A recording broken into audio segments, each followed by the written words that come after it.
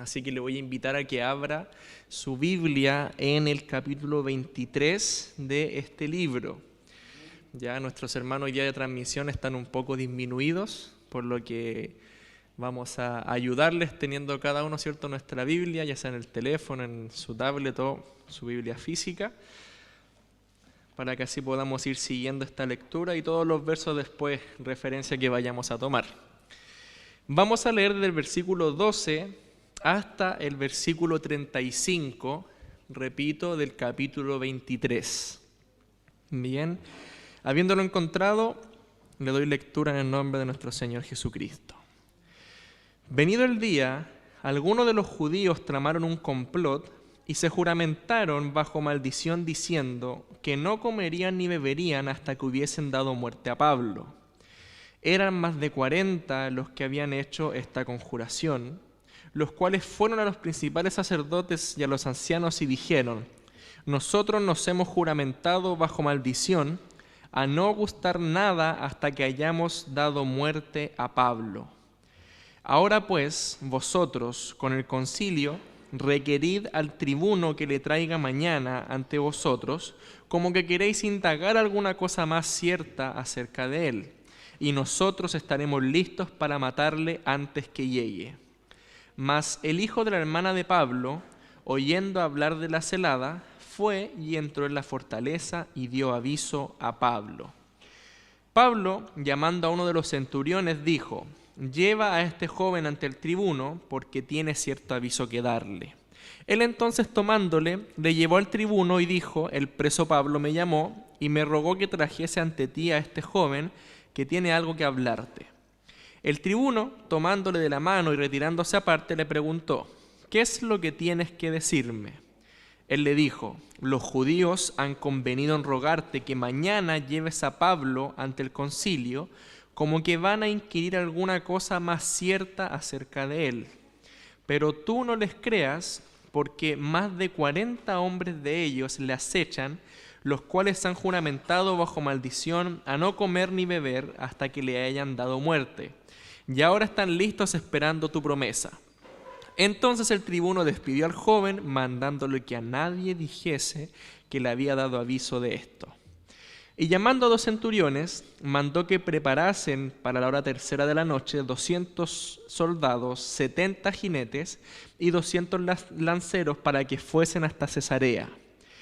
Y que preparasen cabalgaduras en que, poniendo a Pablo, le llevasen en salvo a Félix el gobernador. Y escribió una carta en estos términos: Claudio Lisias, al excelentísimo gobernador Félix, salud. A este hombre, aprehendido por los judíos y que iban ellos a matar, lo libré yo acudiendo con la tropa, habiendo sabido que era ciudadano romano. Y queriendo saber la causa por qué le acusaban, le llevé al concilio de ellos, y hallé que le acusaban por cuestiones de la ley de ellos, pero que ningún delito tenía digno de muerte o de prisión. Pero al ser avisado de acechanzas que los judíos habían tendido contra este hombre, al punto le he enviado a ti, intimando también a los acusadores que traten delante de ti lo que tengan contra él. Pásalo bien. Y los soldados, tomando a Pablo como se les ordenó, le llevaron de noche a Antípatris, y al día siguiente, dejando a los jinetes que fuesen con él, volvieron a la fortaleza.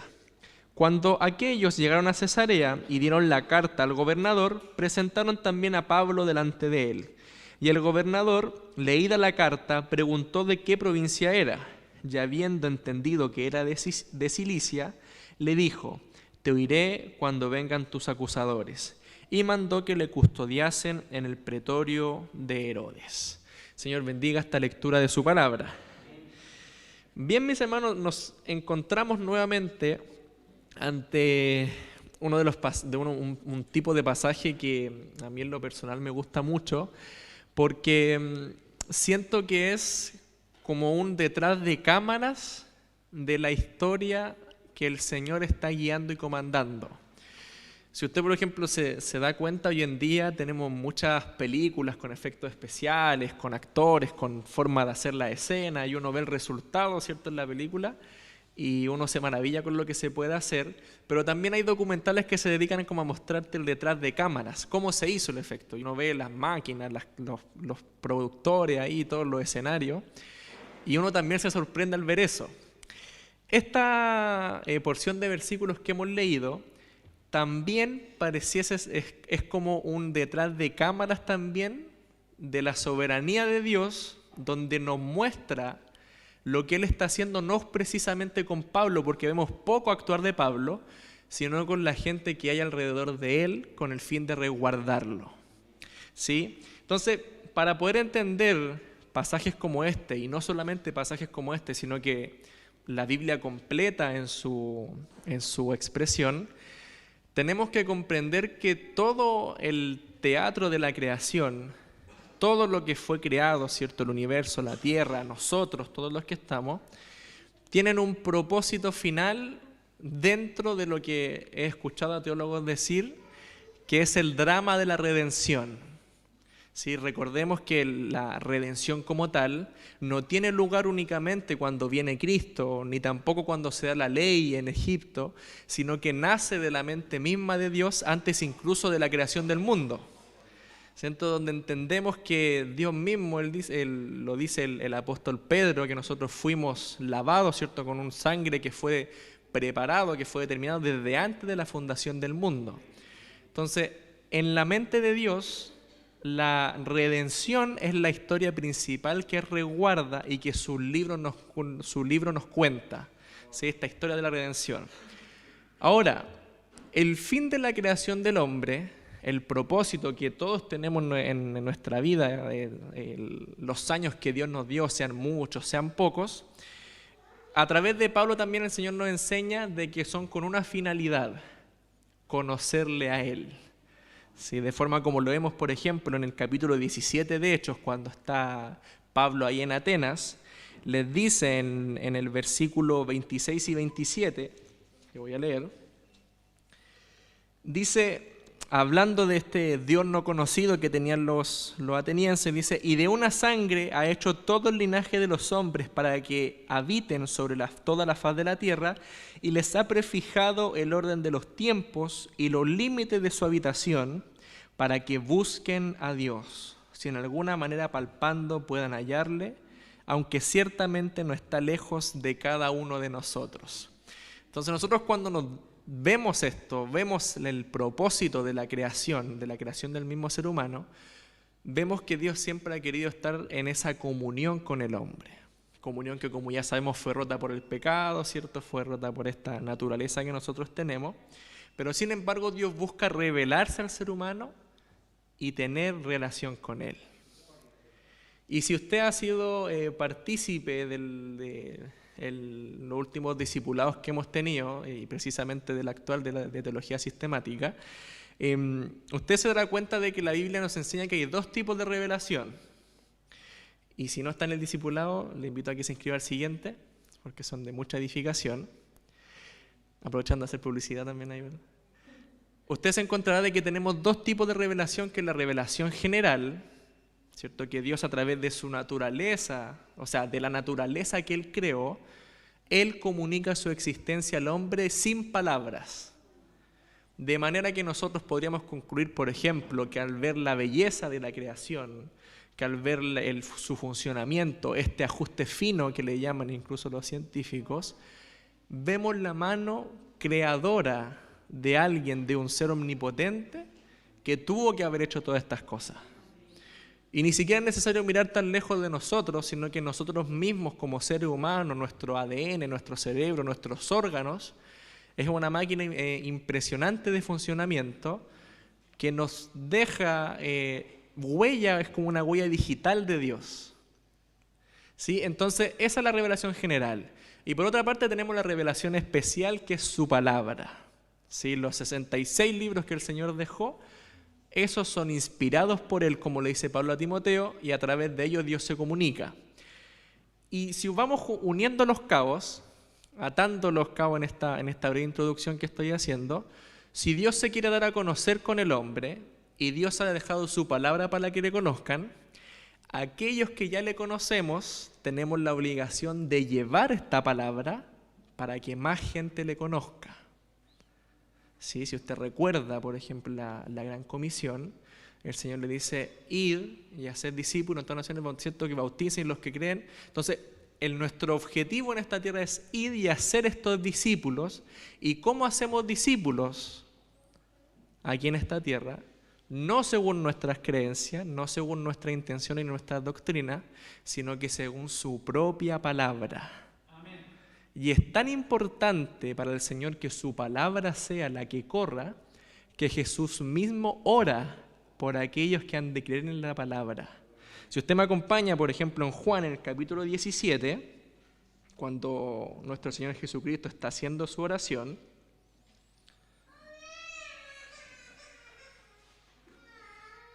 dice el versículo 20, mas no ruego solamente por estos, sino también por los que han de creer en mí por la palabra de ellos. ¿Sí? Esta propagación del Evangelio en manos de los discípulos, y Jesús ora por aquellos que también han de creer. E incluso en el versículo anterior, el 6, dice, he manifestado tu nombre a los que del mundo me diste. Tuyos eran y me los diste, y han guardado tu palabra. Es decir, el fin de un discípulo del Señor es guardar su palabra, y como guardamos de su palabra, en la misma palabra dice que tenemos que llevar la palabra. ¿Se da cuenta? Entonces es como un círculo virtuoso donde nosotros se nos ordena guardar la palabra, y cuando la guardamos y la estudiamos nos damos cuenta que también nuestra obligación es llevarla y llevársela a otros. Entonces, teniendo este panorama claro de lo que es el objetivo y cómo Dios se da a conocer al ser humano, entendemos estos versículos donde el apóstol Pablo está preso, ¿cierto? Está encarcelado, pero recuerde que la función de él es llevar la palabra. ¿Sí? ¿Y por qué digo que es como un detrás de cámaras? Porque vemos cómo Dios obra y actúa para cumplir sus propias promesas ante el apóstol Pablo. Porque si usted se da cuenta, en el versículo anterior, el versículo 11, de la porción anterior, dice, a la noche siguiente se presentó el Señor y le dijo, ten ánimo, Pablo, pues como has testificado de mí en Jerusalén, así es necesario que testifiques también en Roma. ¿Sí? O sea, la intención del Señor con el apóstol Pablo es que él lleve su evangelio. Y en este caso en particular, que lo lleve hasta Roma. De forma que el Señor se encarga de tomar los medios, las personas, las situaciones que se van dando para que Pablo sea efectivamente llevado a Roma. Tenemos, por ejemplo, el caso de este joven, el sobrino de Pablo, que aparece y que no hay mayor información acerca de él, porque no sabemos que la Biblia nos enseña, nos dice qué era lo que estaba haciendo ahí en Jerusalén.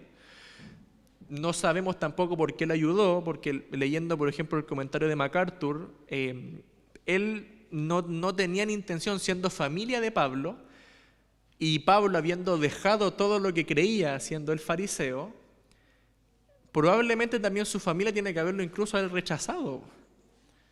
¿Me entiende? Porque ellos, siendo todos una línea, por ejemplo, de fariseos, de su padre, madre, ciertos hermanos también, probablemente su familia, cuando él se convierte al cristianismo y también invita a los gentiles y también se le acusa de esto de que no están guardando la ley de Moisés por la palabra de Pablo, tampoco tenían una intención segura de ayudarle, porque por el contrario, si realmente eran tan fieles a su fe como fariseos o como esta línea de judíos más radicales, tampoco no era mejor que Pablo muriera.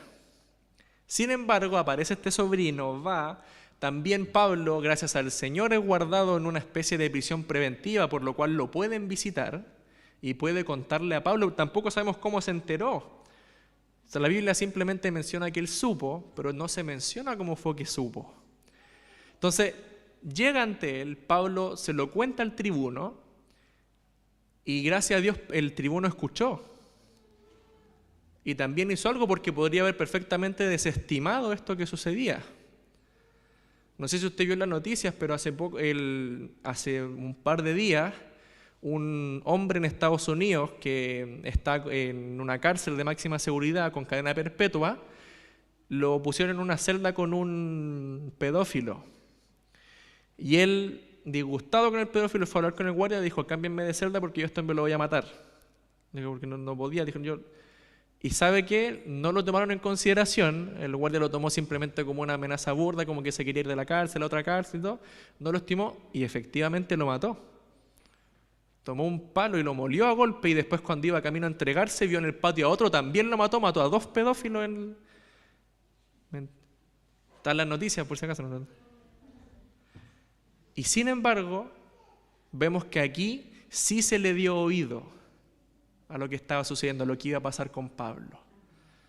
Entonces el Señor va orquestando de una manera soberana, de tal forma de que el pecado del hombre sigue siendo del hombre, porque vemos una manifestación grande de pecado en estas personas que se comprometen, y fíjese el celo de comprometerse a no comer ni beber hasta que hayan matado a Pablo.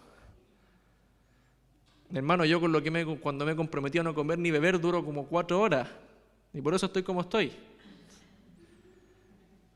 ¿Me entiende? Entonces, pero ellos se comprometen y era tanto el celo, y fíjese la cantidad, eran más de 40 judíos que se comprometieron, y no solamente ellos, sino que toda su escala hacia arriba estaba corrompida, porque van ante los ancianos y a los sacerdotes y les cuentan su plan abiertamente. Es decir, nosotros hemos juramentado bajo maldición matar a Pablo, y no vamos a comer ni a beber. Es casi como que están haciendo un voto o una manda, y van y lo presentan con todo descaro ante los sacerdotes. Los sacerdotes también se ponen de acuerdo para inquirir ante el concilio para que traigan a Pablo. Y hermanos, no se dan cuenta de la maldad que están cometiendo. Más allá de que estén haciendo un acto que no corresponde, el planificar, ¿cierto?, este asesinato, sino que ellos, como resguardadores celosos de la ley, están violando la misma ley que ellos dicen guardar. Dentro de los propios mandamientos del Señor, que ellos celosamente sabían y eran capaces de escribir toda la ley sin perder ninguna tilde ni una jota, nada, y dice ahí: no matarás, ellos estaban planeando este complot de asesinato.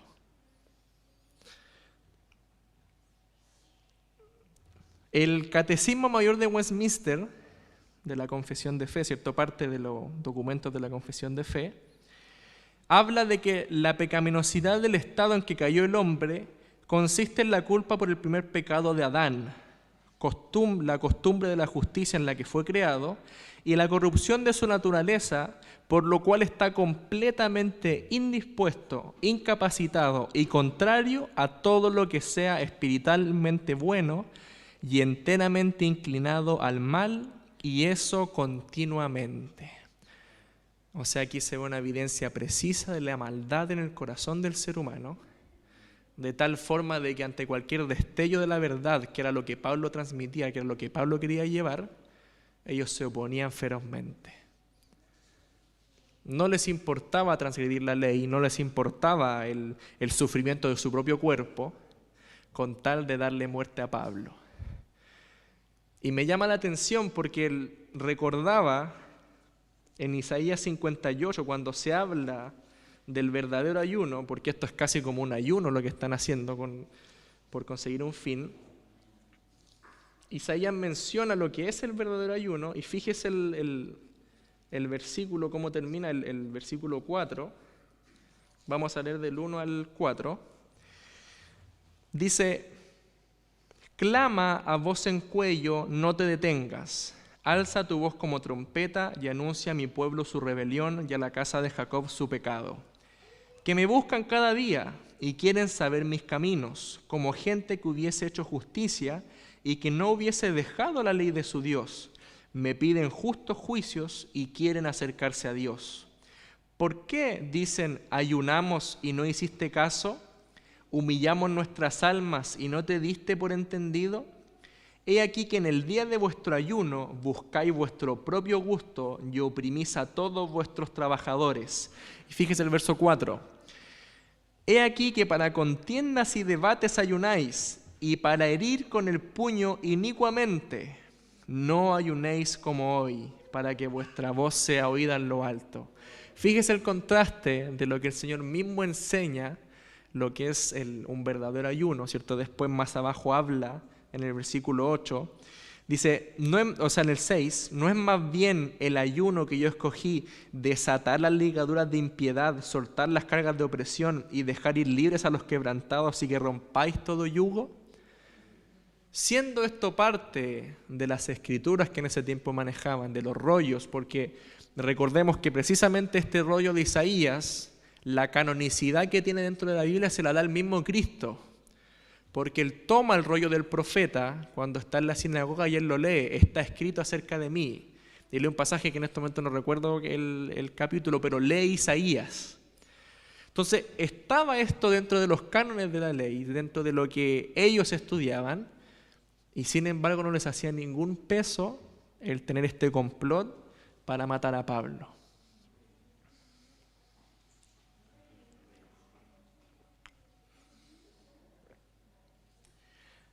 Ahora, ¿qué es lo hermoso de todo esto?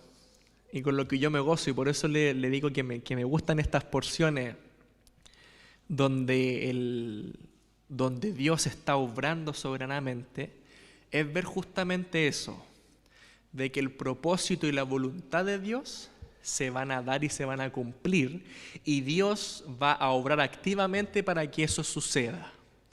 En la teología, mis hermanos, Sproul menciona que hay dos tipos de voluntad. Bueno, cuando se menciona voluntad de Dios en la Biblia, él menciona de que se refiere a diferentes cosas, pero haciendo un estudio más sistemático, la voluntad de Dios podemos dividirla en dos, dice él. Está la voluntad decretiva de Dios y está la voluntad permisiva. Entonces, ¿cuál es la voluntad decretiva de Dios? De que lo que Dios decreta, eso va a suceder sí o sí. Y en eso no hay duda de que eso va a pasar. Dios dijo en el principio sea la luz y la luz fue.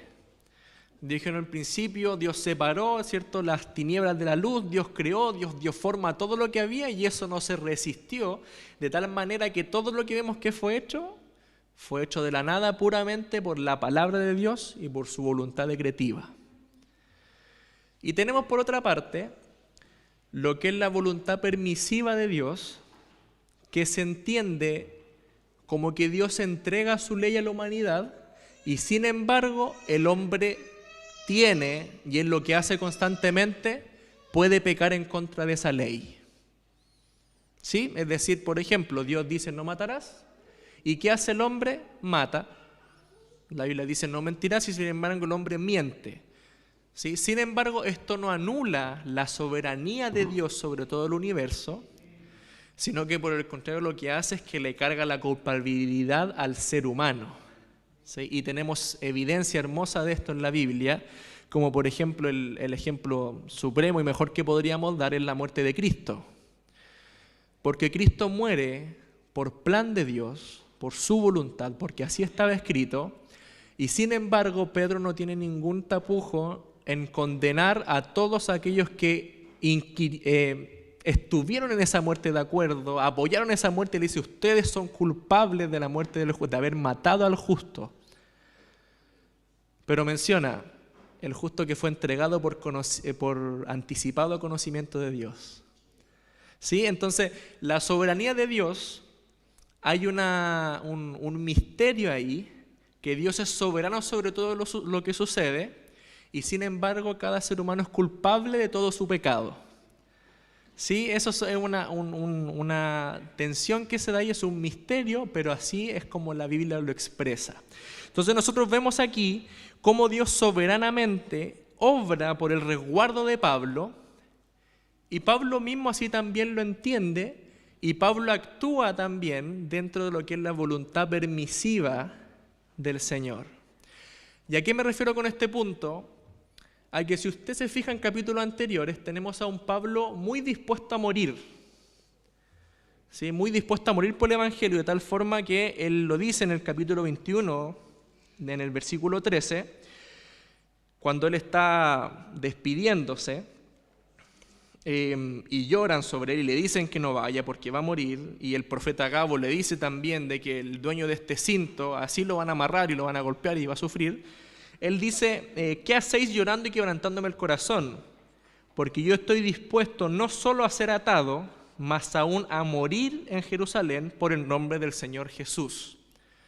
Es decir, a Pablo se le advierte todo lo que va a suceder, y Pablo dice, no importa, estoy dispuesto a morir, ¿sí? Y un breve cambio que se da en estos versículos que leemos hoy día, en esta determinación de Pablo, es que a Pablo llega a sus oídos una amenaza de muerte, y Pablo lo que podría haber hecho es haber dicho, y podría haberse registrado incluso de esta forma, de haber dicho, no importa lo que tengan planeado contra mí, yo no voy a hacer nada, porque Dios es el que me cuida, el que me resguarda. ¿Me entiende? O sea, habría sido lícito para Pablo hacerlo, que él le hubiesen dado el aviso y que él lo hubiese desestimado, argumentando que estaba bajo de la voluntad de Dios. Y esto, mis hermanos, tiene que ver con este hecho de que a nosotros, como hijos de Dios, tenemos unos linderos sobre los cuales actuar, y dentro de estos linderos que la palabra del Señor nos entrega, tenemos libertad para hacer lo que queramos. ¿Sí? Y me explayo un poco más. Pablo sabía que la voluntad de Dios era que él estuviese en Roma. Por lo tanto, esto iba a suceder, Pablo apoyase o no apoyase la misión. Así como también era la voluntad de Dios que Jonás predicase en Nínive. Jonás no estuvo de acuerdo, se embarcó, se quiso escapar, y sin embargo, ¿cómo termina el libro de Jonás? Con Jonás predicando en Nínive. ¿Sí? Entonces, todo lo que sucede en el intertanto, Pablo tiene libertad en decidir lo que puede hacer o no con las cosas que le van rodeando, y esa libertad es la misma que tenemos nosotros. Entonces, cuando nosotros nos preguntamos, y una pregunta que como hijos del Señor siempre yo creo que es algo que se nos da o que nos viene a nuestra mente, que es ¿cómo puedo conocer la voluntad de Dios? ¿O cómo hacer la voluntad de Dios? La respuesta está en la palabra de Dios. Y quizás no de una forma específica, porque usted se puede preguntar, ¿cuál será la voluntad del Señor? ¿Que hoy día me ponga esta corbata o que me ponga la otra corbata, la de color negro? O cosas más importantes, ¿cuál es la voluntad del Señor? ¿Que me quede viviendo aquí o que me cambie de casa a otro lugar? ¿O cuál es la voluntad del Señor? ¿Que venda el auto o que me lo quede? Entonces, usted se fija, son preguntas que, si bien es cierto, la Biblia no tiene una respuesta específica, pero sí nos enseña que hay directrices que el Señor entrega para que nosotros podamos actuar. ¿Sí? De tal manera que la Biblia, en esta voluntad permisiva que Dios tiene, Dios nos entrega preceptos para que nos podamos guiar. Y siempre que estemos dentro de esos preceptos, el Señor dice, puedes actuar, es difícil decir como quieras, pero así es, puedes actuar como quieras. Por ejemplo, si hay alguna decisión que usted tenga que tomar que implica mentir, o que implica robar, o que implica cualquier desobediencia al mandato del Señor, esa decisión es la que no tiene que tomar. Y por eso es importante el guardar su palabra y estudiarla y estar relacionado con ella, porque la palabra nos va enseñando y nos va mostrando el carácter de Dios para que también nosotros podamos actuar en consecuencia. ¿Sí? Entonces, es muy difícil, mis hermanos, y solamente se da casi en la Biblia, de que hayan dos preceptos de Dios que se opongan entre sí. Por ejemplo, como cuando Dios manda, como cuando Faraón manda a las parteras a que maten a todos los varones, ahí las parteras tenían dos opciones. Una era hacerle caso a Faraón y matar a los bebés, o la otra opción era mentirle al faraón y dejar con vida, que fue lo que ellas hicieron. Y sin embargo, usted se da cuenta de que estamos en un conflicto, porque las dos decisiones ¿cierto? Violan la ley de Dios y lo que Dios demanda.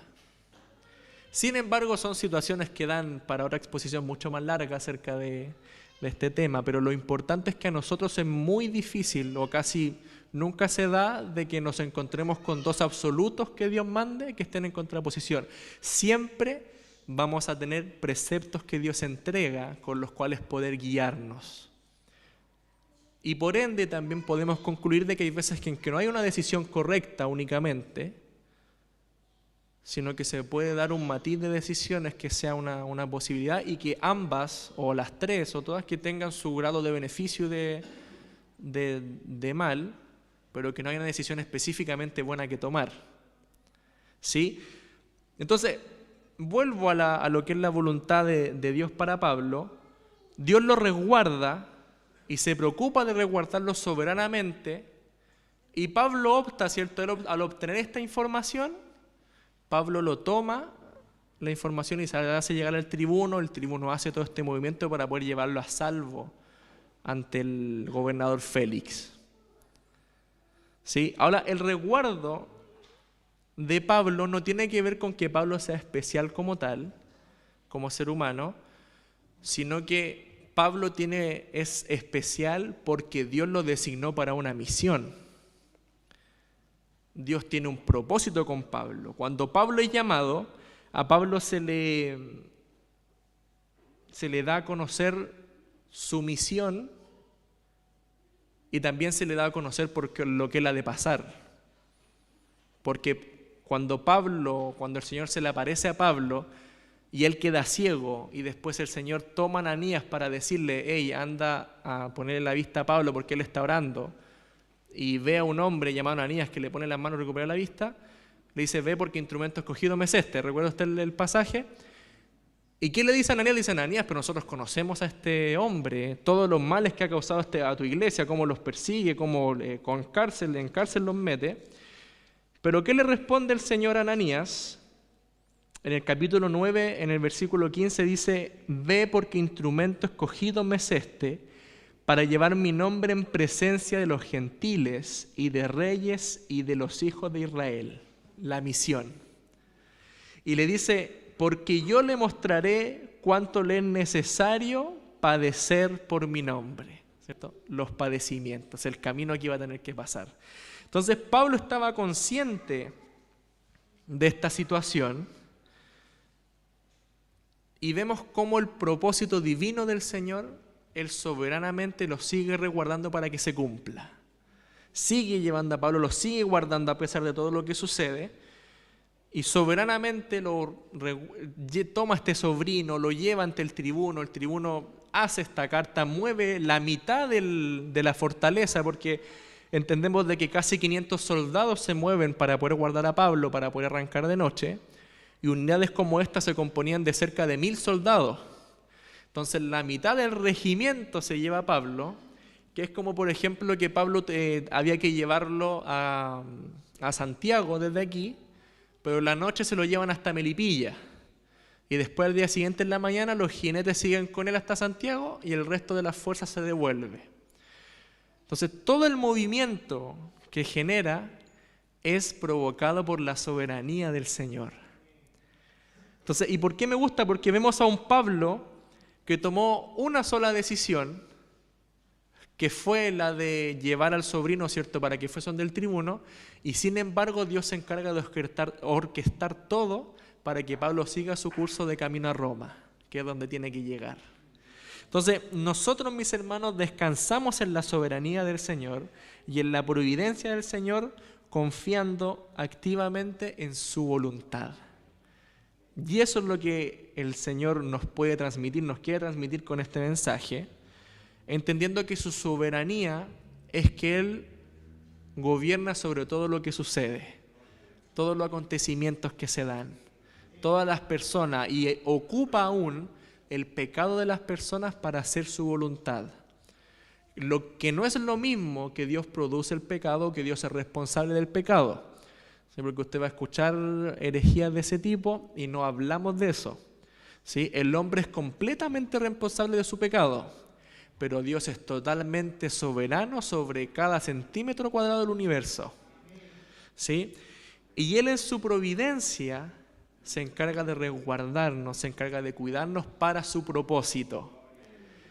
¿Y cuál es su propósito? Que le demos la gloria a Él. ¿Cuál es su voluntad? Que le glorifiquemos, que le demos a conocer, porque Jesús oró y dijo, no oro solamente por ellos, sino por los que han de creer en mí por la palabra de ellos.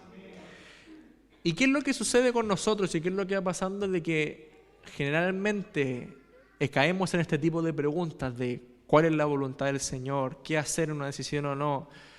Y no es que esté mal el consultárselo, todo lo contrario, que es bueno hacerse esas preguntas, pero también debemos entender de que en la madurez como hijos del Señor, en lo que vamos avanzando, ese discernimiento debería ir siendo cada vez más claro a través de la Escritura, el entender de que hay veces que hay dos opciones que no están en conflicto, sino que con cualquiera, si trae gloria al Señor, puedo escoger cualquiera. El problema es cuando usted no considera al Señor en una decisión, ¿sí?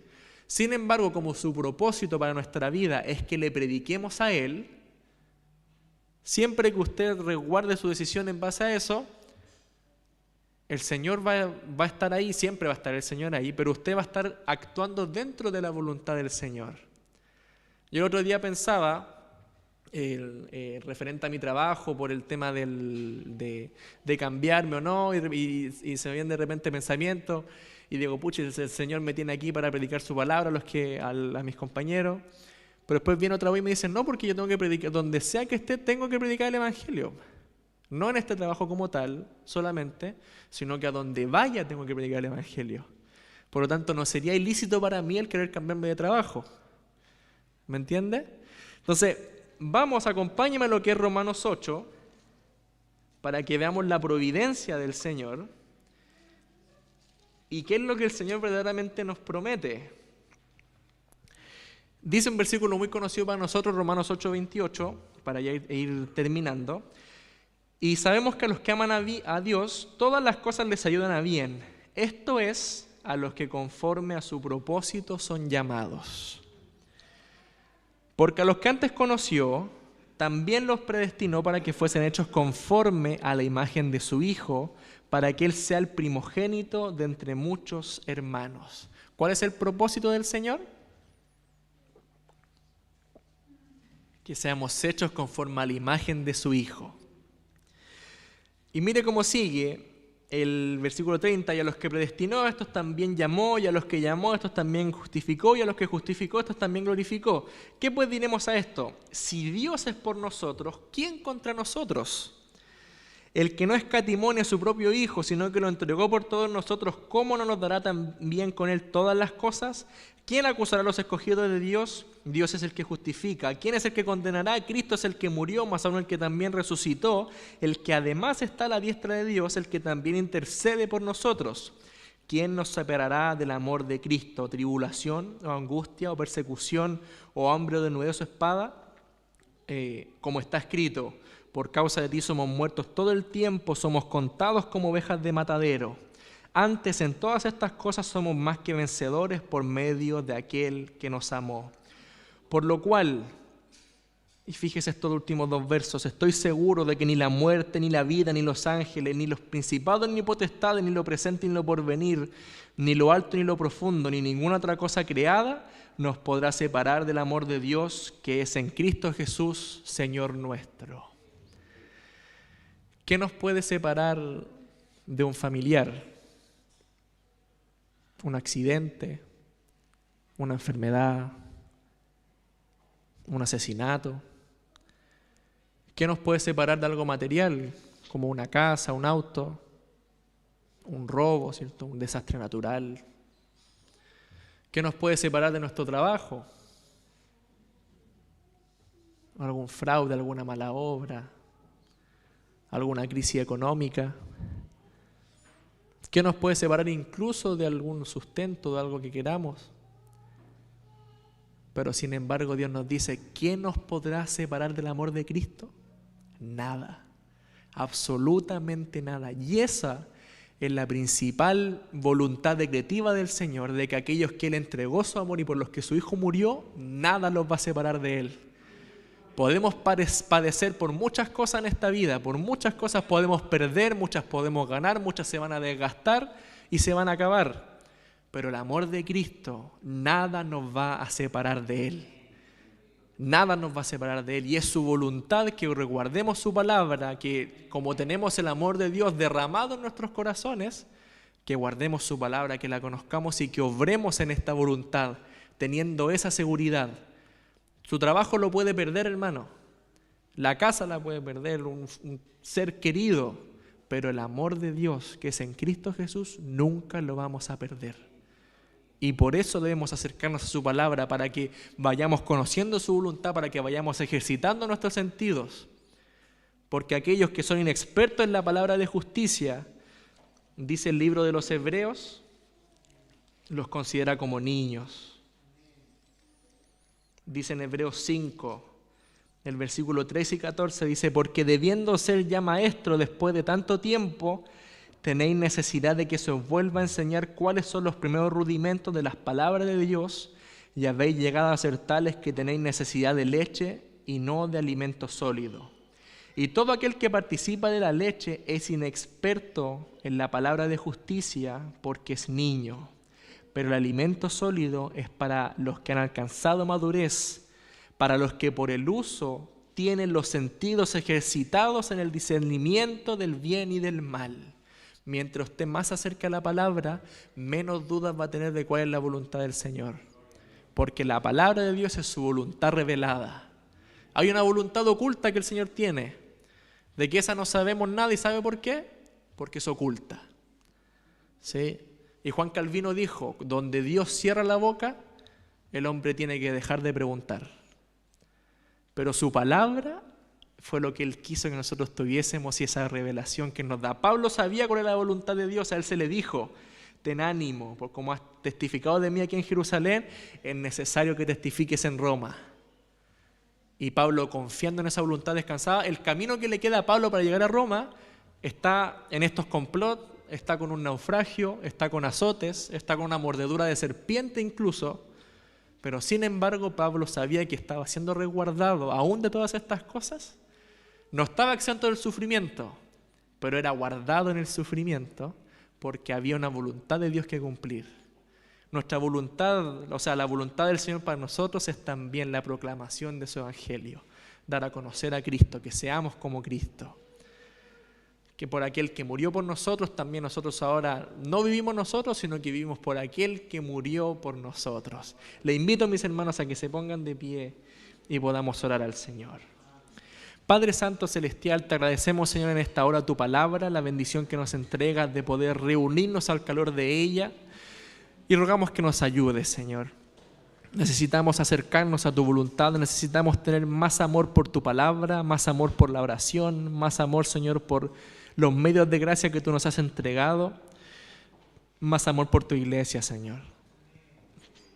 Por aquella por la cual diste la vida, necesitamos amarla más, necesitamos entender que ahora no somos, Señor, simplemente personas que tienen una parte religiosa en su vida, sino que ahora somos salvados por Cristo, inmersos en este mundo como embajadores de tu palabra, Señor.